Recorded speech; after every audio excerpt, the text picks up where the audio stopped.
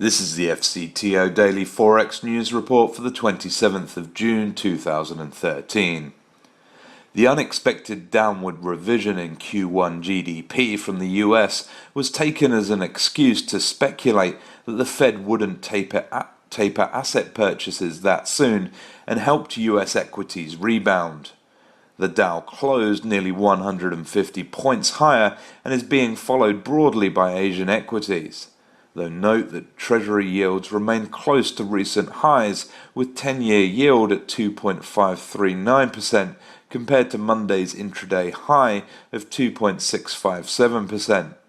Gold also stayed weak and is hovering slightly above the week's low of 1221. The dollar is mixed in the currency markets, remaining firm against European majors but pulled back a lot against commodity currencies. US dollar Japanese yen is stuck in tight range.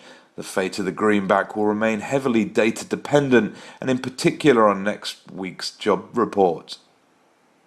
Richmond Fed Lacquer said that the US economy is facing a couple more years of sluggish growth. And even if the Fed might dial back the asset purchases, the tapering is just slowing the rate of the increase of the balance sheet.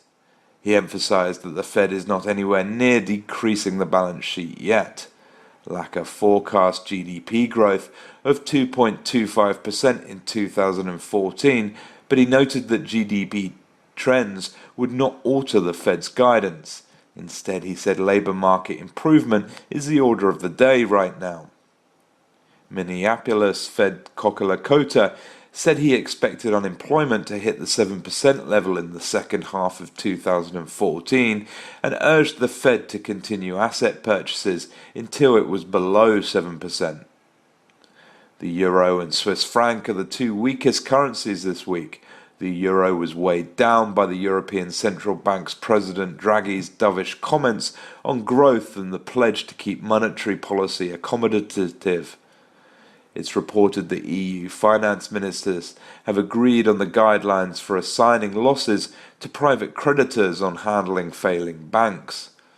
German Finance Minister Schäuble said that's an important step to make clear that shareholders and creditors are liable first and foremost.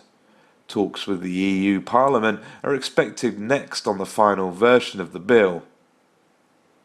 The Australian dollar showed little reaction to news that Kevin Rudd has been sworn in as Prime Minister after ousting Gillard as the leader of the Labour Party. Some analysts noted that the change raised the chance of bringing forward the election, which would be positive for the economy. On the data front, New Zealand trade surplus came in much narrower than expected at 71 million New Zealand dollars in May, whilst the National Bank of New Zealand business confidence improved sharply to 50.1 in June. German employment data, Eurozone confidence indicators, and UK GDP final will be the main focus in the European session. The US will release personal income and spending, jobless claims, and pending home sales. For all the news affecting the Forex market throughout the day, join us at forexcurrencytradingonline.co.uk. That's forexcurrencytradingonline.co.uk.